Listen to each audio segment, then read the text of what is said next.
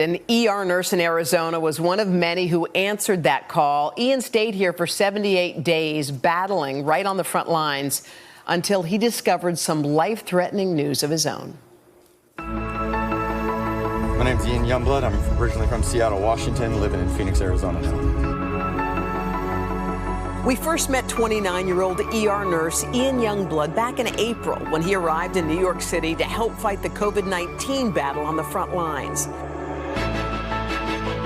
You got providers breaking left and right, but then they're still going out the next day and they're being strong for someone else. Ian is known by his colleagues for not just being an incredible nurse, but having a heart of gold.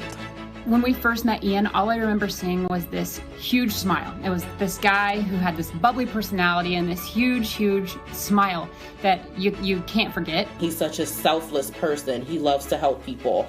And you could see that desire in him when he would go to work. All right, now we're okay. And even in the hardest times, Ian can find joy, like swing dancing in the middle of Times Square. Ian is also a former firefighter and tough as nails.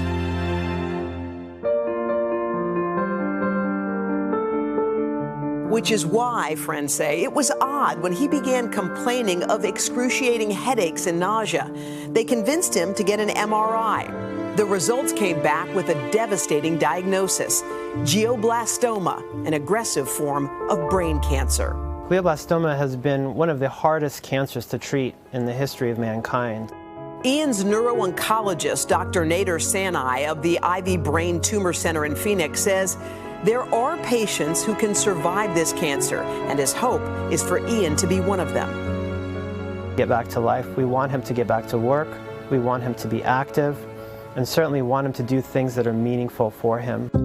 Ian has since had surgery to remove part of his brain tumor, and his friends have set up a GoFundMe account to help him with the cost of his treatments. Ian is now back home in Phoenix, getting ready to begin chemo. Hey, Ian, it's so good to see you. So just tell me how you're doing right now. I'm doing good. I'm just taking one day at a time. The most I can do is just take a breath each day and go from there. You can see I have this nice zipper that goes all the way across my head, which is definitely strange. It was odd being in the bed rather than the person taking care of the person in the bed. It seems like you are by nature a helper. You were a firefighter. You went to nursing after that. Is that sort of in your DNA? Yeah, I remember back when I was a little kid just doing little tiny things to help other people. And it's funny when you look back at your past experiences and how it kind of draws you towards your current career and profession. There's a moment where anyone's life would change completely.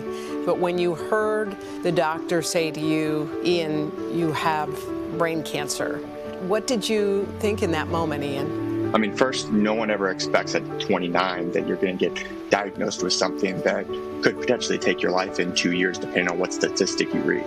So to answer your question, it's, it just kind of like, I'm 29, like, so it kind of hits you kind of strange. What are they saying the prognosis is? I mean, I'm looking at you, you look great, you've got the optimism in the eyes. Like, what do we think going forward? They are optimistic about where the tumor was growing.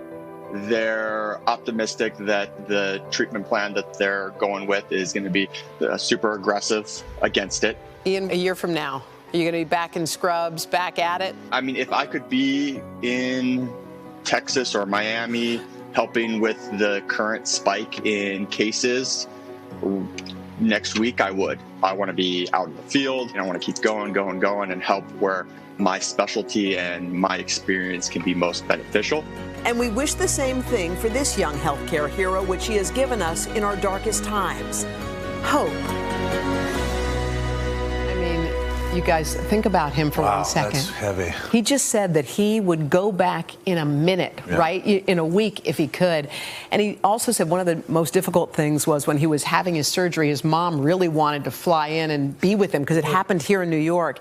And because of everything that was going on, she couldn't come to be with him. And he was worried about her health, which is just the kind of guy he is. But picture a guy just like that. When you think about the problems you have and what you're going through, you look at this guy and you say to yourself, well, like, my stuff's not so bad. Yep. Yeah. Helping is clearly in his DNA as well. Yeah. Anybody can beat it. He looks like a good candidate. 29, Yes. you know, he looks like an athlete. Right. He's healthy. He said all he can do is eat right. He said, I'm doing all the things they're letting me do. I'm going to eat right. I'm going to exercise. He has aggressive chemo. Right. And he said he's going to do all the things the doctors say. And his only goal is to get back into hospitals to help other people. But it also seems like he possesses the perfect attitude to beat it too. Like, as you pointed out, the optimism in the eyes there. Yeah. Thank you for that.